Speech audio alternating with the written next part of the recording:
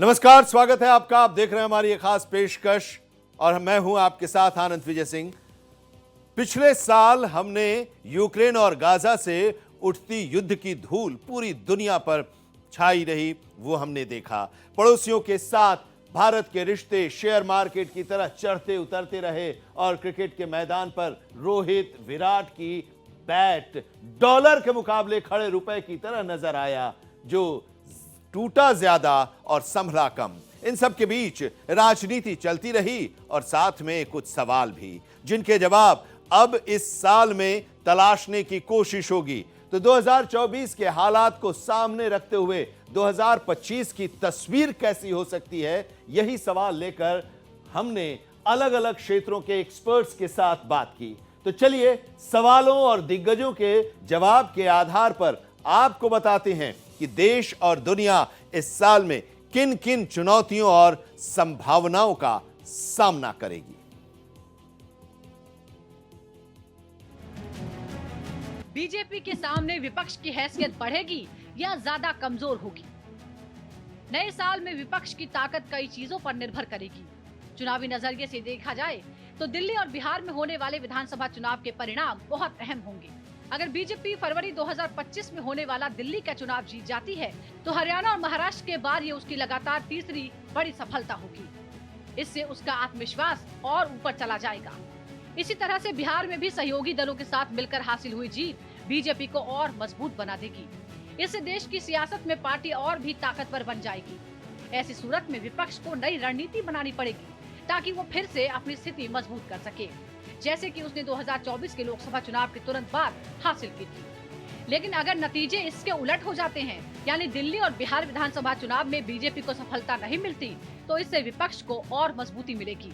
यहाँ आर्थिक दृष्टि से दो संभावनाएं बनती हैं। पहली संभावना, पलटेगी बाजी।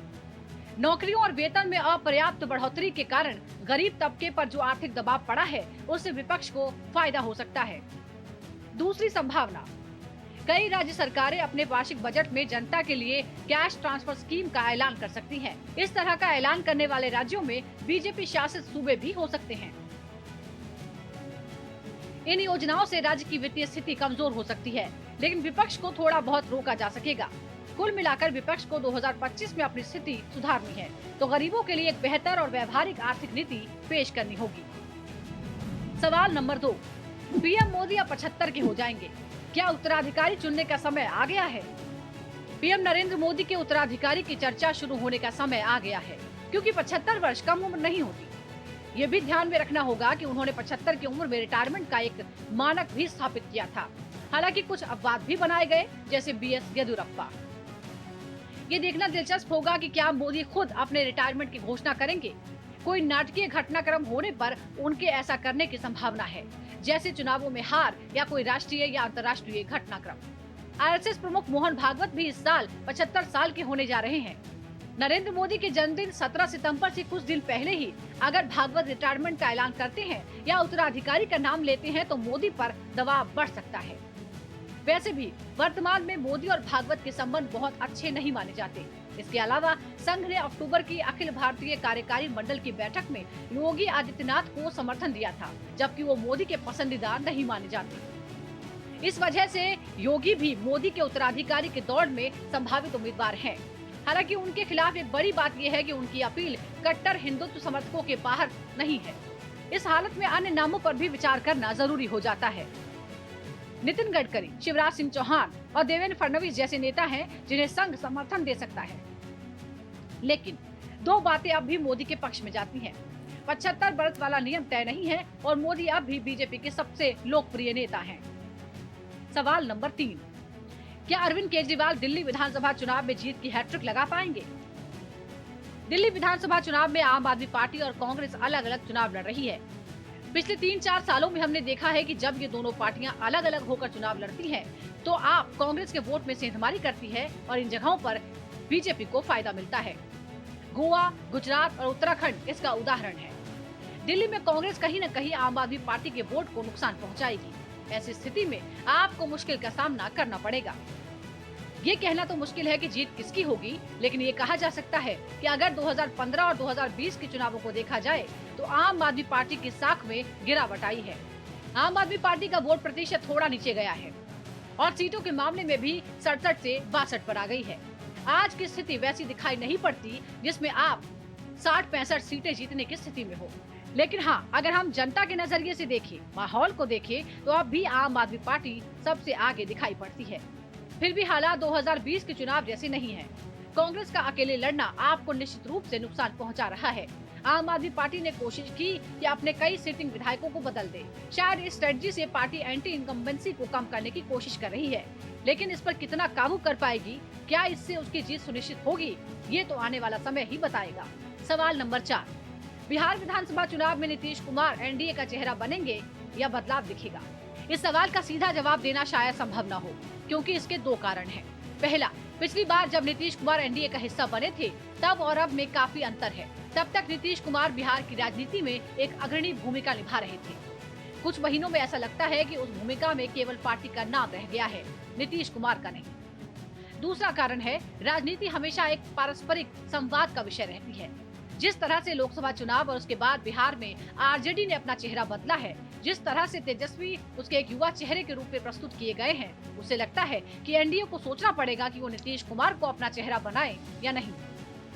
बिहार में जातीय समीकरण सबसे महत्वपूर्ण माने जाते हैं और साथ ही बेरोजगारी का सवाल भी बहुत पेचीदा हो गया है। अब इन सबको नीतीश कुमार किस तरह से हैंडल कर पाते हैं, ये देखना होगा। इसका एक और पक्ष है, जब हम एनडीए की बात करते हैं तो समझना चाहिए कि एनडीए की सूत्रधार बीजेपी नहीं, बल्कि उसकी सबसे बड़ी वर्चस्ववादी पार्टी है। इसलिए एनडीए की जीत को बीजेपी की जीत के रूप में भी हमेशा देखना चाहिए। विधानसभा हो या लोकसभा चुनाव, बीजेपी का जनाधार और मत प्रतिशत लगातार बढ़ता रहा है। इन कारणों से लगता है कि बीजेपी और एनडीए के भीतर नीतीश कुमार को चेहरा बनाने को लेकर एक असमंजस है। सवाल नंबर 5, क्या भारत की जीडीपी जापान को पीछे छोड़ सकती है? हाँ, क्योंकि आईएमएफ का अंदाजा है कि 2005 में भारत की जीडीपी लगभग 4.339 ट्रिलियन अमेरिकी डॉलर तक पहुंच सकती है, जो जापान के अनुमानित जीडीपी 4.310 ट्रिलियन से थोड़ी ज्यादा होगी। इसका मतलब है कि भारत 2025 में एशिया की दूसरी और दुनिया की चौथी सबसे बड़ी अर्थव्यवस्था बनने की संभावना रखता है। जापान की अर्थव्यवस्था 1990 के दशक की शुरुआत से ही ठहराव का सामना कर रही है। बूढ़ी होती जनसंख्या और लगातार कम उत्पादकता के कारण जापान की वृद्धि लंबे समय से बाधित है। इसका असर जापानी मुद्रा येन पर भी पड़ा है, जो काफी कमजोर हो गई है। रूढ़िवादी जापान व्यापक डिजिटलीकरण के जरिए बदलाव का प्रतिरोध कर रहा है। 2010 में चीन ने जापान को पीछे छोड़ते हुए दुनिया की दूसरी सबसे बड़ी अर्थव्यवस्था का दर्जा हासिल कर लिया, जो लगभग 40 सालों तक जापान के पास था। दूसरी ओर भारतीय अर्थव्यवस्था जापान की तुलना में काफी तेजी से जीडीपी वृद्धि दिखा रही है। भले ही हाल के आंकड़े थोड़े धीमे हुए हों, फिर भी जापान से कहीं ज्यादा है। उदाहरण के लिए 2023 में भारत की वृद्धि दर 7.8% थी, जबकि जापान की सिर्फ 1.9% थी। भारत की सेब क्षेत्र की स्थिति और विश्वसनीय वृद्धि इसकी सफलता की मुख्य वजह बनी हुई है। वैसे हमारे सामने नए साल में कुछ चुनौतियां भी होंगी। सवाल नंबर 6, जॉबलेस ग्रोथ से युवा नाराज, क्या स्थिति सुधरेगी? देश में ग्रोथ हो रही है और रोजगार के मौके भी बन रहे हैं। समस्या ये है कि इनफॉर्मल एम्प्लॉयमेंट का प्रतिशत ज्यादा है, फॉर्मल का कम। यह भी हो सकता है कि युवा जिस तरह का काम करना चाहते हैं, जिस तरह की स्किल उनके पास है, उस तरह का काम उनके आसपास ना हो। वे जहां रह रहे हैं वहां नौकरियां नहीं हैं। इस वजह से उन्हें अपना शहर छोड़ना पड़ता है। लेकिन इसे जॉबलेस ग्रोथ कहना सही नहीं होगा। केवल इंडियन स्टाफिंग फेडरेशन के मेंबर्स की ही हर महीने 25 से 30% नौकरियां खाली चली जाती हैं। उन्हें स्किल्स के मुताबिक कैंडिडेट ही नहीं मिल पाते। एक दिक्कत यह भी है कि बच्चे स्कूल कॉलेज में जो पढ़कर निकलते हैं और इंडस्ट्री की जो डिमांड है, उसमें काफी गैप आ जाता है। ऑन द जॉब ट्रेनिंग और स्किलिंग लिंक्ड एम्प्लॉयमेंट को बढ़ाने की कोशिश चल रही है। फिर न्यू एज इंडस्ट्रीज के अपने स्किलिंग सेंटर्स होते हैं और इनके टियर 2 और टियर 3 शहरों में भी जाने की बात है। इन सभी के साथ फॉर्मल एम्प्लॉयमेंट को बढ़ाने के लिए सरकार जो प्रयास कर रही है, उसका असर पड़ेगा। दूसरे, हम गिग वर्क से बचना चाहते हैं, क्योंकि वहाँ कोई सोशल सिक्योरिटी नहीं है। शुरुआत में युवाओं को ऐसे काम करने में दिक्कत नहीं होगी, लेकिन जिम्मेदारियां बढ़ने पर उनके गिग वर्क से निकलकर फॉर्मल जॉब में आना मुश्किल हो जाता है। इसलिए गिग वर्क में भी सोशल सिक्योरिटी का प्रावधान किया जाए। ग्लोबलाइजेशन के दौर में दुनिया के किसी एक हिस्से में घटी बड़ी घटना का असर पूरे विश्व को अपनी चपेट में ले लेता है। साल 2025 में देश और दुनिया के सामने कुछ आशंकाएं हैं तो कुछ उम्मीदें भी हैं। विकास के पहिए पर तेजी से आगे भागती दुनिया युद्ध और टकराहट की कई रुकावटों का भी सामना कर रही है। वहीं इंसान और पर्यावरण की दोस्ती में भरोसे की कमी दिखाई दे रही है। लिहाजा यह साल संभलने का है, अतीत के अनुभव से सीखने का है, ताकि भविष्य में हम उसी तरफ बढ़ें जो पूरी मानवता और जीवन के हर रूप के हक में हो। सवाल नंबर 7, एमिशंस, क्लाइमेट चेंज और ग्रीन इकोनॉमी में क्या भारत बड़ी पहल कर पाएगा? बाकू जलवायु सम्मेलन की असफलता के बाद भारत पर संयुक्त राष्ट्र जलवायु संधि में विश्वास बहाल करने की बड़ी जिम्मेदारी होगी। फरवरी में भारत को अपने राष्ट्रीय रूप से निर्धारित योगदान NDCs प्रस्तुत करने हैं, जो वैश्विक स्तर पर जलवायु कार्रवाई को नई दिशा देंगे। दुनिया की नजर भारत के लक्ष्यों पर होगी, क्योंकि अन्य विकासशील देशों को प्रोत्साहित करने में हमारी भूमिका अहम रहेगी। 2025 नवीनीकरण ऊर्जा, हाइड्रोजन और इलेक्ट्रिक वाहनों को तेजी से अपनाने का साल भी बन सकता है। इन क्षेत्रों में नीतिगत समन्वय और विदेशी निवेश की आवश्यकता होगी। केंद्र सरकार को इन क्षेत्रों में नीतियां सुधारनी होंगी, ताकि विदेशी पूंजी का प्रवाह आसान हो। उत्तर और पूर्वी भारत के राज्य अब तक स्वच्छ ऊर्जा के निवेश में पीछे रहे हैं। देश के अधिकांश हिस्से राष्ट्रीय वायु गुणवत्ता मानकों को पूरा करने में असमर्थ हैं। नदियां प्रदूषित हैं और 1/3 क्षेत्र भूमि क्षरण या मरुस्थलीकरण का सामना कर रहा है। नए साल में देश को इन पर्यावरणीय संकट को हल करने के लिए निर्णायक कदम उठाने होंगे। सवाल नंबर 8, स्पेस में कितने दूर जाएंगे, भारत का क्या रोल होगा? साल 2024 में दुनिया ने अंतरिक्ष के रहस्यों को और गहराई से समझने में कई बड़े कदम उठाए। भारत ने खास तौर पर कई उपलब्धियां हासिल की। स्पेस में ऊंची छलांग। भारत ने X-ray polarimeter satellite INSAT 3DS, Proba 3, GSAT N2, EOS-8 जैसे सैटेलाइट लॉन्च किए। मानवयुक्त अंतरिक्ष अभियान गगनयान की भी तैयारी में बड़ा कदम बढ़ाया। RLV के कई परीक्षण किए गए। नए साल में और प्रगति दिख सकती है। ये तकनीक अंतरिक्ष अभियानों की लागत को कम करने में मदद करेगी। 2025 की शुरुआत में NISAR सैटेलाइट और अंत में SpaceX को भेजा जाएगा। दुनिया की बात करें तो 2024 में चीन का चैंग 6 चंद्रमा से मिट्टी लाने में सफल रहा। ESA और रूस ने मंगल ग्रह पर जीवन के संकेतों का पता लगाने के लिए ExoMars मिशन चलाया। नासा ने यूरोप क्लिपर मिशन लॉन्च किया। SpaceX ने स्टारलिंक नेटवर्क का विस्तार करते हुए 4500 सैटेलाइट स्पेस में भेजे। ब्लू ओरिजिन ने अंतरिक्ष पर्यटन को बढ़ावा दिया। 2025 में बात आगे बढ़ती दिखेगी। मंगल ग्रह के बाद अब बुध और शुक्र ग्रह को जानने की भी कोशिश परवान चढ़ेगी। नए लक्ष्य। नासा चंद्रमा के दक्षिणी ध्रुव पर सामान पहुंचाने के लिए CLPS और लूनर ट्रेल ब्लेजर पर काम कर रहा है। 2025 में नए आयाम छूने की उम्मीद है। एक्सॉन 4 के भागीदार के रूप में एक भारतीय को स्पेस में जाने का मौका मिलेगा। सवाल नंबर 9, mRNA टेक्नोलॉजी की मदद से क्या कैंसर की वैक्सीन बन पाएगी? प्रिवेंटिव वैक्सीन बीमारियों से बचाव के लिए होती हैं। कैंसर के लिए ऐसी 2 वैक्सीन उपलब्ध हैं। ह्यूमन पेल्विलोमा वायरस HPV के खिलाफ सर्वाइकल कैंसर की वैक्सीन और दूसरी हेपेटाइटिस B के खिलाफ। ये शरीर में एंटीबॉडी उत्पन्न करती हैं, जो कैंसर और लीवर कैंसर के जोखिम को कम करते हैं। mRNA थेरेप्यूटिक वैक्सीन कैंसर के इलाज में नई उम्मीद पैदा कर सकती है। ये वैक्सीन कैंसर के मरीजों के लिए बनाई जाती है, जिससे उनके शरीर का इम्यून सिस्टम कैंसर कोशिकाओं को पहचान कर नष्ट कर सके। कैंसर कोशिकाएं शरीर की अपनी कोशिकाएं होती हैं, जो बिना उद्देश्य के बढ़ने लगती हैं और इम्यून सिस्टम को धोखा देकर दूसरे अंगों में फैल जाती है। mRNA वैक्सीन इसी धोखे को पहचानने और इम्यून सिस्टम को सक्रिय करने की कोशिश करती है। ये वैक्सीन संदेहवाहक की तरह काम करती हैं और इम्यून सिस्टम को गड़बड़ी के बारे में बताती है। इसी आधार पर कोविड के लिए mRNA वैक्सीन बनाई गई थी। इसमें कुछ हद तक सफलता मिली। स्किन कैंसर मेलेनोमा में ये कारगर साबित हो रही है। लंग कैंसर में इसका ट्रायल चल रहा है। वही CAR T सेल थेरेपी कुछ कैंसर में कारगर है। भविष्य में दूर की एक उम्मीद है कि थेरेपेटिकल सेल में हम इसका इस्तेमाल करें। इससे ज्यादा उम्मीद अटकी हुई है जीन थेरेपी पर। एबनॉर्मल जीन को ही पकड़कर उसे रिपेयर कर दे। फिलहाल इसमें कामयाबी इसलिए नहीं मिली है क्योंकि कैंसर बहुत सारे रास्तों से अटैक करता रहता है।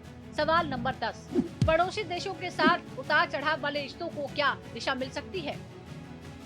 भारत अपने पड़ोस में मुश्किल समय से गुजर रहा है। 2025 में भारत को नेपाल, पाकिस्तान और बांग्लादेश के साथ संबंधों के रूप में चुनौतियों का सामना करना होगा। इन देशों में स्थिति उनके नियंत्रण में नहीं है और इनमें से कुछ देश गलती से भारत को सभी समस्याओं के मुख्य स्रोत के रूप में देखते हैं। उनकी पूरी राजनीति भारत को धोखा देने पर आधारित है।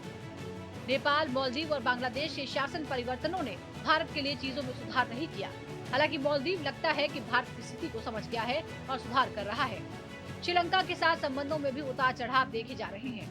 2025 भारत चीन संबंधों में पिघली बर्फ के अवलोकन का भी साल होगा। वैसे सीमा से जुड़े मुद्दे अब भी बने हुए हैं। पाकिस्तान में आंतरिक स्थिति अब भी अनिश्चित बनी हुई है। इसका असर भारत पर पड़ सकता है। पाकिस्तान का सत्तारूढ़ अभिजात वर्ग पाकिस्तानियों का ध्यान भटकाने के लिए कश्मीर घाटी में आतंकी गतिविधियों को बढ़ा सकता है। अफगानिस्तान की बात करें तो भारत ने वहां अनौपचारिक बातचीत की है, लेकिन तालिबान सरकार के लिए चिंता की बात होगी कि उसके पास अंतर्राष्ट्रीय वैधता नहीं है। सवाल नंबर 11, ट्रंप के टैरिफ वॉर का भारत पर क्या असर हो सकता है? ग्लोबलाइजेशन का चरित्र समुद्र की तरह होता है। कहीं पर हिमखंड गिरे, कहीं नदी आकर मिले और कहीं वाष्पीकरण अधिक हो, तब भी समुद्र अपना स्तर हर तरफ बराबर कर लेता है। इसी प्रकार ग्लोबलाइज्ड अर्थव्यवस्था में माल का दाम सब तरफ बराबर हो जाता है। सस्ता उत्पादन करने वाला देश ही पूरी दुनिया को निर्यात करता है। जैसे वियतनाम में कॉफी, भारत में बासमती चावल और अमेरिका में अखरोट का उत्पादन सस्ता होता है, तो पूरी दुनिया को ये सामान एक ही दाम पर मिल जाते हैं। ग्लोबलाइजेशन की इस प्रवृत्ति के अनुसार संपूर्ण विश्व में वेतन भी बराबर होने लगते हैं। ग्लोबलाइजेशन की इस मूल प्रवृत्ति के विपरीत डोनाल्ड ट्रंप चाहते हैं कि अमेरिका के श्रमिकों के वेतन ऊंचे बने रहे, इसलिए वो वियतनाम से कॉफी और भारत से बासमती चावल के आयात पर भारी टैक्स लगाना चाहते हैं। इससे ये माल अमेरिका में महंगा होगा और अमेरिकी श्रमिक को ऊंचा वेतन मिल सकेगा। ट्रंप के इस कदम के कारण भारत अपनी IT, दवा, जूते और कृषि उत्पादन अमेरिका को कम निर्यात कर पाएगा। हमें विदेशी मुद्रा कम मिलेगी तो रुपया गिरेगा और हमारा आयात महंगा होगा। इसलिए अमेरिका में ट्रंप की वापसी और उनकी आर्थिक नीतियों का भारत पर नकारात्मक प्रभाव पड़ सकता है। लेकिन अगर हम आयात की जगह अपने घरेलू संसाधनों का विकास कर लें तो हमें इस खतरे से मुक्ति मिल जाएगी। जैसे अगर भारत पेट्रोल की जगह सोलर बिजली से कारों को चलाए तो तेल जरूरी नहीं रह जाएगा। इनके आयात पर फिर भारी भरकम मुद्रा खर्च नहीं करनी पड़ेगी। इसलिए हमें ग्लोबलाइजेशन से पीछे हटते हुए आयात पर निर्भरता घटाने के लिए सख्त कदम उठाने होंगे। सवाल नंबर 12, नाटो और ब्रिक्स के बीच तनाव क्या कोल्ड वॉर को जन्म देगा? अंतर्राष्ट्रीय संबंध आजकल बदलाव के दौर से गुजर रहे हैं। विश्व व्यवस्था बहुध्रुवीय हो रही है। इससे विभिन्न देशों के बीच, विशेषकर अमेरिका और चीन के बीच प्रभुत्व के लिए प्रतिस्पर्धा बढ़ गई है। लेकिन इस हालात को नाटो और ब्रिक्स के बीच सीधे टकराव या कोल्ड वॉर की शुरुआत के रूप में देखना ठीक नहीं होगा। ये इसका सरलीकरण होगा। नाटो का गठन दूसरे विश्व युद्ध के बाद हुआ था। ये अमेरिका के नेतृत्व में एक सैन्य राजनीतिक गठबंधन है। इसके विपरीत ब्रिक्स उभरती अर्थव्यवस्थाओं का एक आर्थिक समूह है। ये समझना जरूरी है कि ब्रिक्स पश्चिम विरोधी नहीं है। ये एक ऐसी वैश्विक व्यवस्था चाहता है जहां उभरती अर्थव्यवस्थाओं के अंतर्राष्ट्रीय संस्थानों और निर्णय प्रक्रियाओं में अधिक आवाज हो। भारत समेत कई ब्रिक्स देशों ने नाटो देशों के साथ विभिन्न क्षेत्रों में मजबूत साझेदारी बनाई है। क्षेत्रीय और वैश्विक चुनौतियों और अवसरों पर उनके विचारों में समानता है। आज की दुनिया आर्थिक, तकनीकी, सप्लाई चेन और जलवायु संबंधी रूप में इतनी जुड़ी हुई है कि नए शीत युद्ध की कल्पना करना भी कठिन है। लेकिन ये भी सच है कि रूस, चीन, ईरान और पश्चिमी देशों के बीच गंभीर मतभेद हैं। इनके संबंध एक साथ ही प्रतिस्पर्धी होंगे, सहयोगी होंगे और टकरावपूर्ण बने रहेंगे। सवाल नंबर 13, रूस के राष्ट्रपति पुतिन ने न्यूक्लियर डॉक्ट्रिन बदला है। क्या पुतिन परमाणु हथियारों का इस्तेमाल कर सकते हैं? नाटो ने पहले यूक्रेन को रूस के खिलाफ अपने लॉन्ग रेंज वेपन के इस्तेमाल की इजाजत नहीं दी थी। अमेरिका ने कुछ वक्त पहले ही ये छूट दी और इस फैसले ने रूस को सोचने पर मजबूर कर दिया। इसी वजह से उसने न्यूक्लियर रिसोर्स के इस्तेमाल की स्ट्रेटजी में बदलाव किया है। पहले रूस की न्यूक्लियर स्ट्रेटजी थी नॉन न्यूक्लियर स्टेट के खिलाफ एटॉमिक पावर का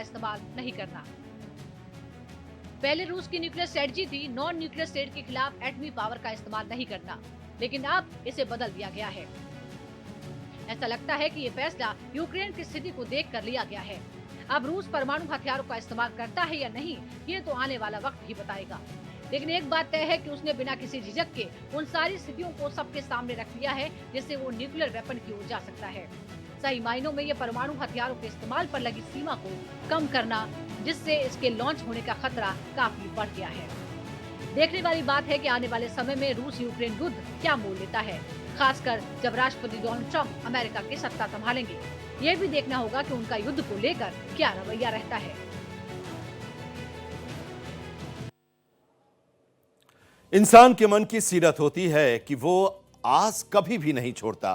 कभी कभी ये बड़ी कमजोरी भी बन जाती है। तो कई बार दुनिया एक अलग ही आयाम में दाखिल हो जाती है। तो इस खास प्रोग्राम के इस दूसरे एपिसोड में हम 2025 के आगे की चुनौतियों पर भी चर्चा करेंगे। तो आज के लिए बस इतना ही, लेकिन देश और दुनिया की तमाम अहम खबरों के लिए आप जुड़े रहिए भारत एक्सप्रेस के साथ।